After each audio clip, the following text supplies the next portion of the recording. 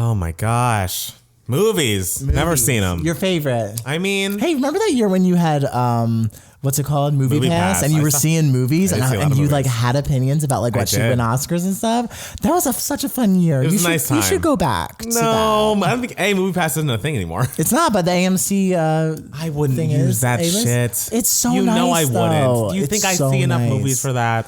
You should. Everyone's different. It's like how you can't watch TV shows. Oh, exactly. So if I was like, you should watch TV shows, that's what you would say. TV shows are so annoying. I can't wait for this golden age of television is over. Wow, true hater. Back in the movie theaters. Oh my God. Never JK, we're never going back to the movie theaters. No, we're definitely not. It's all going to be Netflix. It's so upsetting, guys. Get used to it. Get used to it, guys. Okay, so we are back with another mini podcast. We love a mini pod. Because we're not in town, so we had to record this early. Just being blunt, guys. It's true.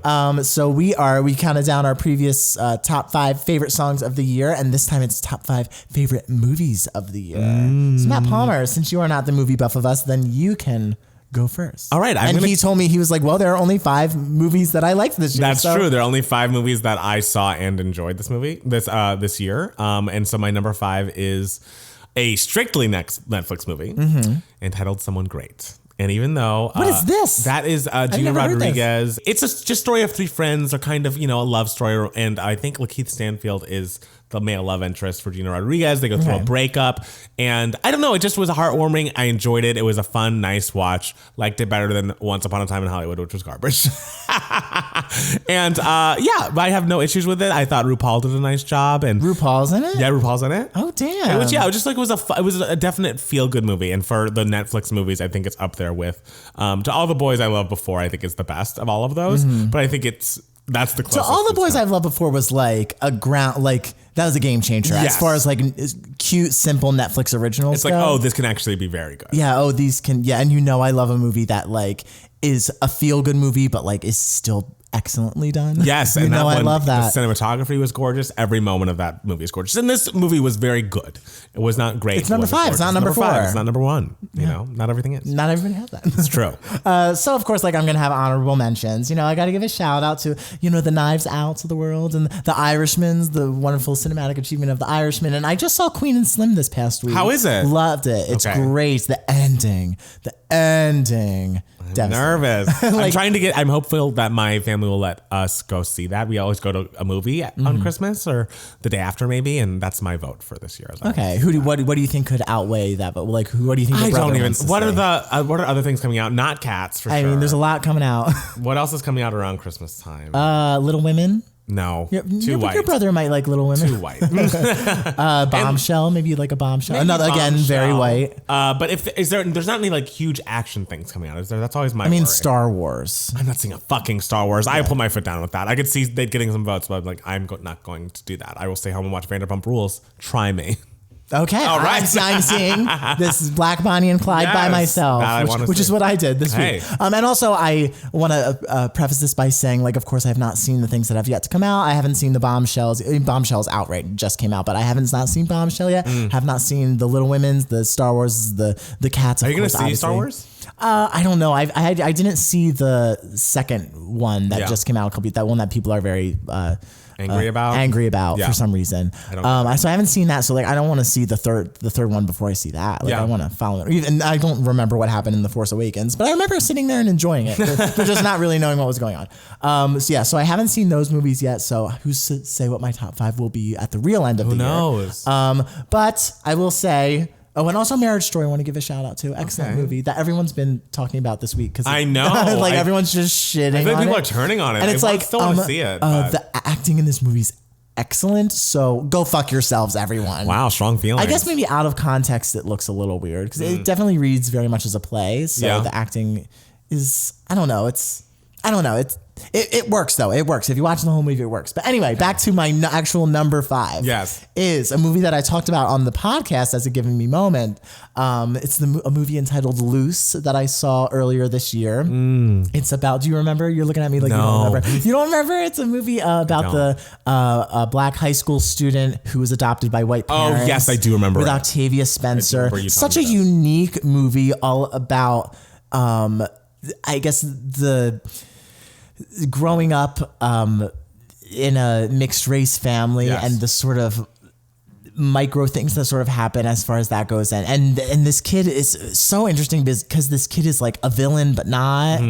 And the weird manipulative things that he does. When did it come out? Like when would it? Because it came out August, maybe July. I don't know. It was wild. It was only in like the smaller movie theaters.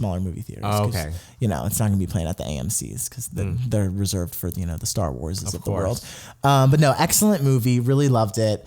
And unlike any movie I've really seen in a long time, I would say. Yeah, this is, by the way, I just want to preface this. We're like midway through the podcast and I'm already prefacing. I think this has been a great year for movies, like in general. That's good. Yeah.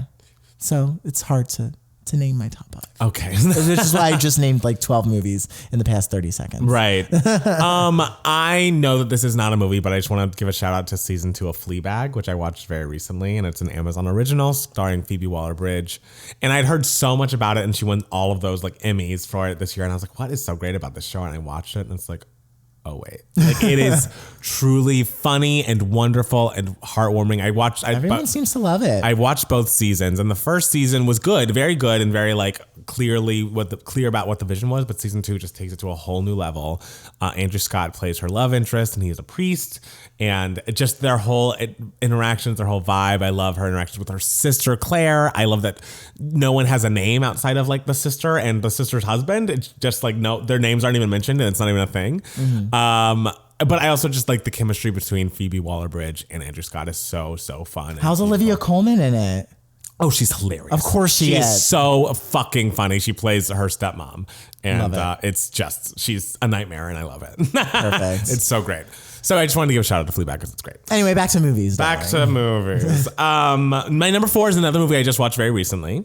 It is another Amazon original. It is a movie entitled Brittany Runs a Marathon. Oh, I hear it's so good. It's very good. It's very cute and very heartwarming. And what is her name? Jillian Bell? I forget her name. But she is great in it. And as is the actress who is the lead in Casual. I'm sorry, I don't know any actors' names, but I just don't. What was her name? She's on SNL and she is in Casual. Oh, God, this is going to kill me. 1 second. I'll cut this out. Okay. I think it begins with an M. You don't know? Maya Rudolph. No. Okay.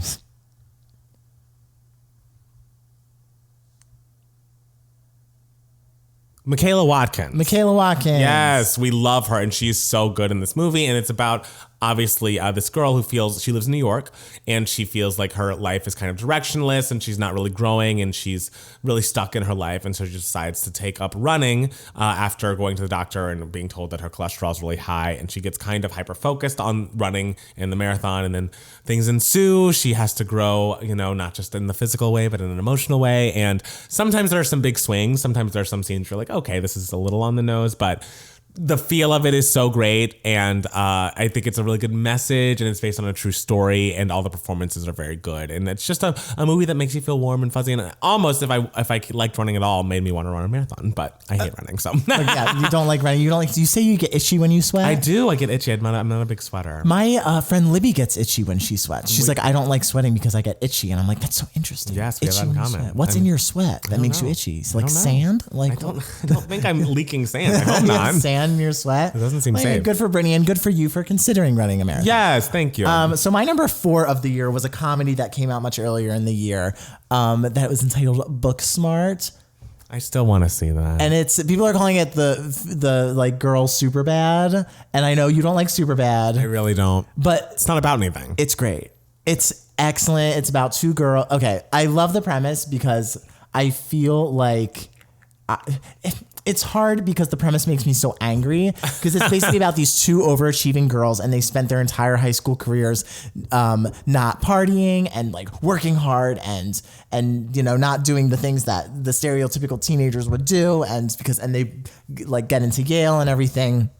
And then this part of the movie is a little weird. There's like a rule in the school that you don't discuss what colleges you get into. So like, I guess. So how did they find out that other kids got into Yale that were like partying? It comes out that in the last day of school, Beanie Feldstein is in the bathroom and she's just like, well, I got in, like the kids are being mean to her. And she's like, well, I got into Yale and everything. And the other kids are just like, well, I got into this school too. And I got into this amazing school too. And another kid's like, well, I'm not going to college. And she's like, yeah, because you messed around in high school and everything. You're like, no, because I have like an incredible internship doing this and blah, blah, blah, blah. And you discover that like all these other kids who like fucked around in high school are also smart and got these amazing opportunities. And so Beanie Feldstein and her little lesbian friend, they're just like, oh my God, we missed out on high school because we were working so hard. We have to go to the one final party of the year. Got to. And the premise makes me so mad because fuck those kids. Okay. Fuck those kids who like putzed around and didn't do shit and still had amazing opportunities. But I'm sure the movie is good. The movie, I mean, it's my number 4. That's what I'm saying. The movie is so hysterical. You've got to get over your anger. So funny. I know, that just makes me mad. But it's so funny. Carrie Fisher's daughter plays a character that on paper makes no sense and on screen doesn't make any sense, but she's so good at Billie it. Billie Lourd is so funny in it. Honestly, like my favorite supporting actress performance of the year, besides the grandmother in The Farewell, which we'll talk about.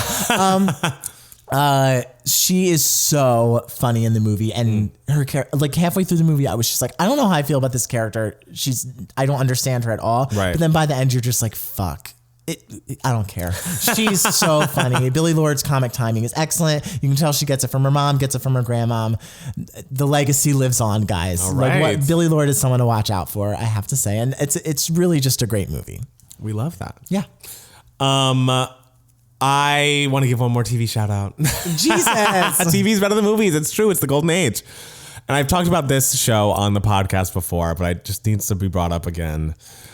The Real Housewives of Potomac is truly one of the greatest shows on television, and we all need to be giving it its flowers now that it is here, and it is wonderful. It came at the same time as The Real Housewives of Dallas, which is kind of having a lackluster season, supposedly. I haven't been watching, but Potomac has such an all-star cast. I'm nervous about, I told you that Monique and Candace got into an altercation in this new season, and it doesn't look like Monique is filming anymore, which is really upsetting to me because Monique is better than Candace in literally every single way. And also last year, during the season I'm referring to, Candace threw a knife at someone. So fuck Candace. Fuck Candace. So it's a season that's centered around Ashley Darby and her geriatric husband and whether or not he has grabbed a producer's ass or not. And it's just like that's amazing. Brilliant. It's just like so great.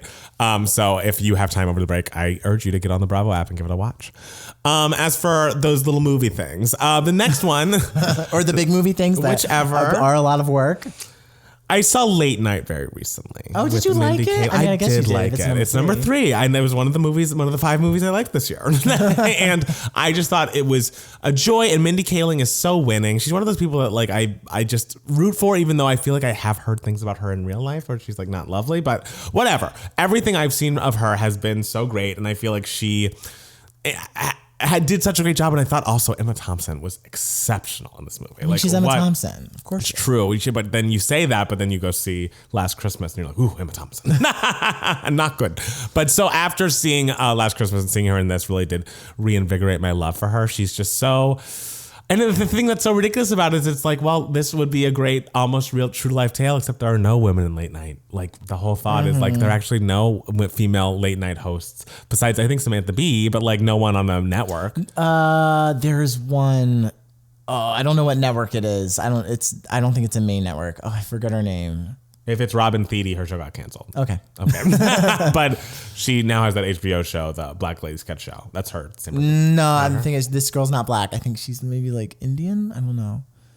I really don't know her name. Okay. I wish her the best. I wish her all the success, though. We're rooting for her. There needs to be more female late night hosts is the point. But the fact that it's a very winning, very charming movie. Mindy kind of goes in as someone outside of the comedy industry and wants to be a writer. And she just applies to be a writer because somehow they have the same parent company. So she applies to the writer job. And Emma Thompson had been getting flack for not having any female writers or not having any, minority writers on the show. So they're like, hire a woman. And Mindy gets the job and everyone's mad at her initially. But she goes through trials and tribulations, ups and downs, dealing with her colleagues and also her boss. But I don't know. I felt warm and fuzzy by the end. So that's how I want to feel at the end of a movie. So that's a trend. Yes. I know I see what you like. You see, I like being warm and fuzzy. I like having someone to root for. It's hard why some movies like Bridesmaids are hard for me. It's like, Kristen Wiig's such a fucking bitch. She's trying to find her way in Bridesmaids. I guess, but like, just like it's someone else's day. Like, bring it down a notch. My goodness. So yes, that is my number 3 movie of the year. Well, I like movies that are big downers. Great. Love that for you. Everyone's so surprised. They're just like, you love these like hardcore like dramas. And I'm just like, yeah. I feel like that makes sense. You're an actor. Of course I love the catharsis, darling. Okay, what is it? And there was no more catharsis than in my number 3 film, Judy. Guys, I cannot for the life of me understand the people who are just like, I didn't feel anything. What? Did you not see the same movie that I fucking did? No, we saw it. Oh my God. The people were just like, nothing happened. It's like, no, everything happened. I'm usually when I hear of a biopic, I'm always kind of just like, oh, it's going to be like a basic biopic. Oh, they were born, they lived, they died. But Judy's just like a moment in time, and it's just such an in-depth character study, and Renee Zellweger's performance is just so great, and just so brave to have her like take on this role. That's such a role, a person that she plays, such a person that means so much to so many people. I'm sure it's so scary, and to do her own vocals, it's just like fucking nuts. And I think it worked so well.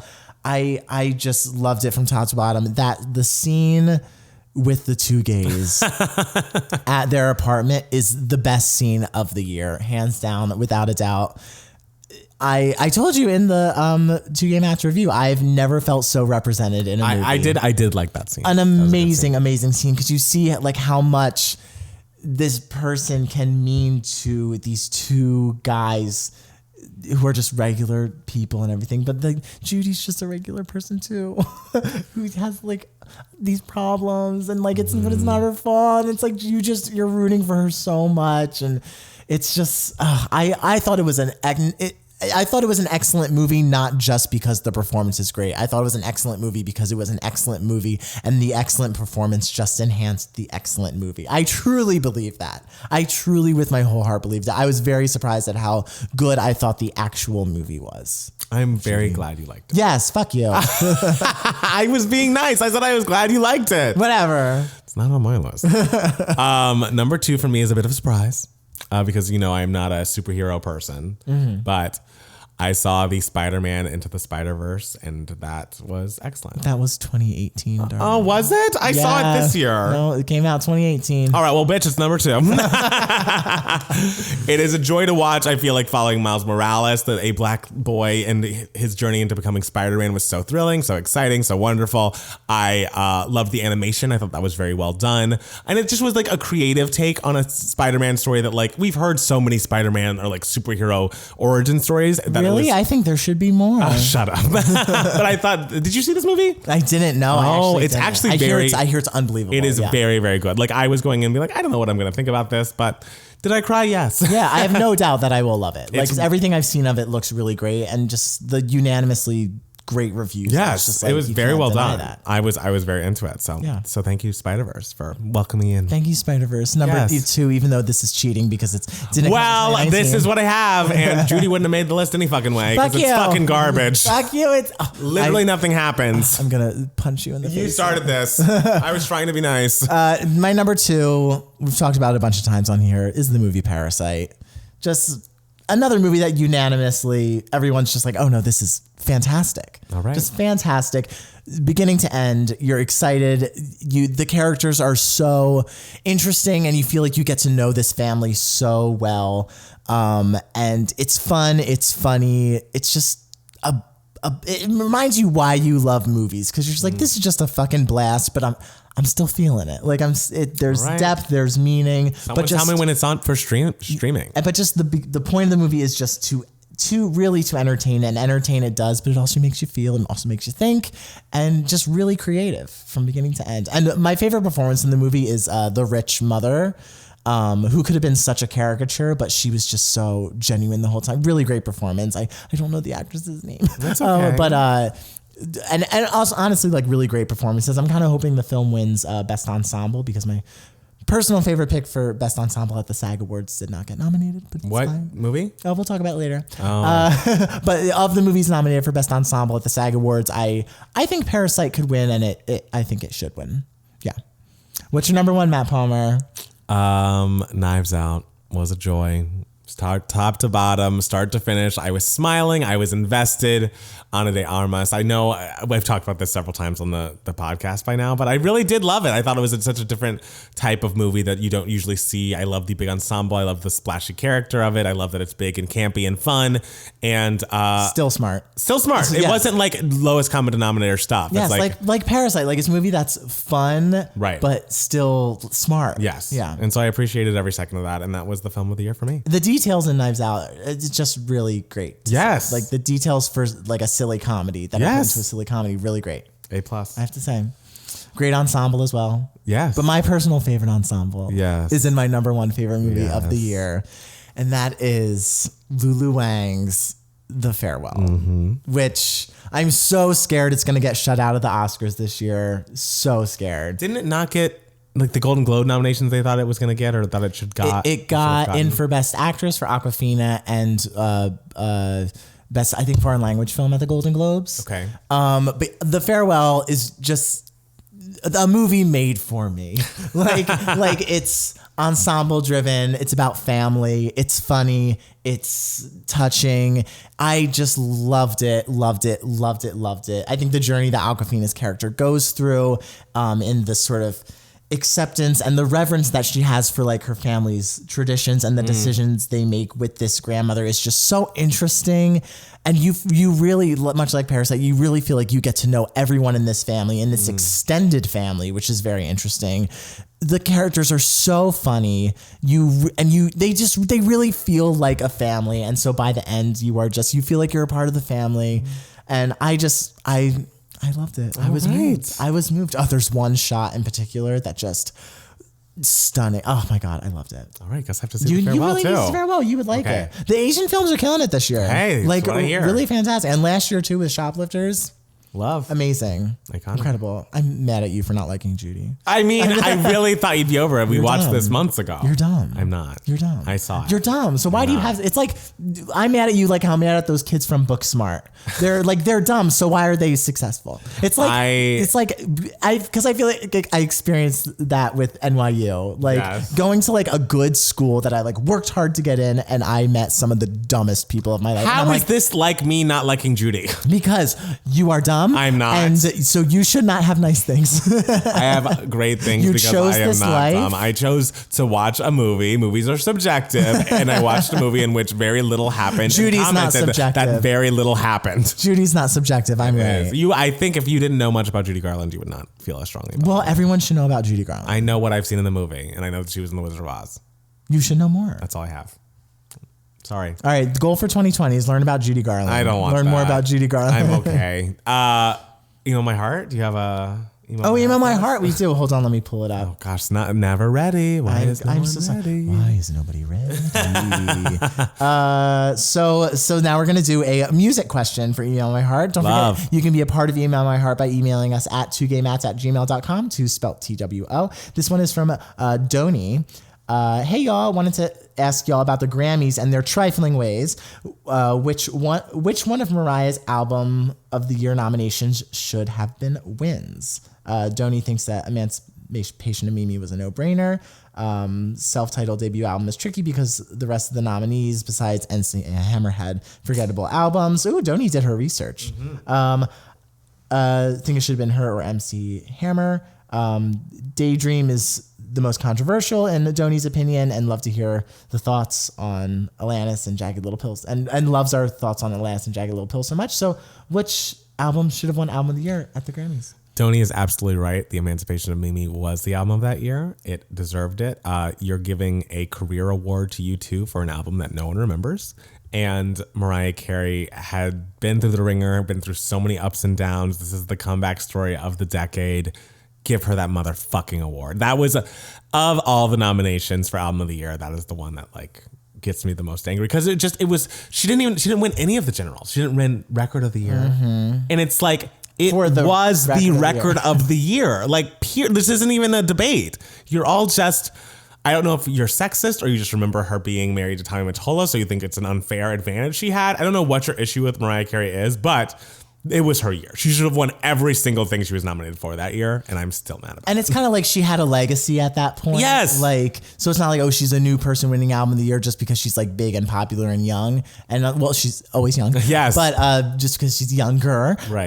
But by emancipation, it's like, oh no, this is a seasoned performer who is a legend and created one of the most popular albums of the year and had the best album of the year. Had the best album of the year. And still didn't want to give her. I am disgusted. Yeah, so that is definitely the one I would want her to win. Daydream versus Jagged Little Pill is tough. I remember watching Daydream's Grammys that year live because I had just gotten into Mariah and she was like, she's nominated, I'm going to watch. And being very devastated when she'd lose everything she was nominated for. But looking back, they should have given her things, absolutely. But album of the year being Jagged Little Pill, I think makes sense. As much as I love Daydream, as much as I love Mariah, that Atlantis album is like lightning in a bottle, like a moment in time. We're still talking about it 25 years later. Like, Mariah obviously has the longevity on her side. We're not comparing them as artists. They're very different, but that era of time was kind of defined by Jagged Little Pill, so I can't even be that mad about it. And then with the debut, it's like she was so new. You know, it'd be like if Gaga won for the Fame or something. It just would be like, well, I don't know who this person is really. The Emancipation Mimi should have been hers. I still can't believe Butterfly wasn't nominated for album. I know. Like, what else was nominated that year? I don't even. I mean, we could look things up. I mean, I don't know what was nominated, but it's, you know, the label wasn't even working with her that much at that point because she's getting divorced. They weren't really putting out singles. Honey was number one. Mile was number one, but like they were not promoting her like they were promoting her the eras prior. I mean, I know. Like that's yeah. Yes. So that's sad. It is very sad. It's very sad. Yeah. Do you have any? And what about Rainbow? That? Rainbow was fine. What about Rainbow, guys? Heartbreaker should have gotten some, and maybe Heartbreaker did get it. I don't even remember, but should have won something. Heartbreaker is great. What do you feel? Do you agree on the Emancipation? Yeah, I would agree with Emancipation. Yeah. Obviously, like, you know, Daydream is a classic and amazing and legendary, but you know, so is Jagged Little Pill. So it's like, okay, I get this. They could have given Mariah something, right? Like that's just crazy that she won nothing that year, especially because that was the year of Mariah. I know.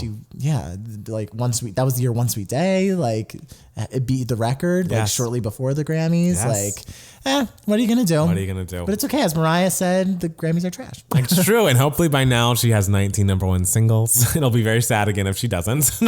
But we're believing she has 19 number one singles at this point in time. So I remember reading an article for goldderby.com where I get like all my award show news saying like caution, like should and could get nominated for album of the year.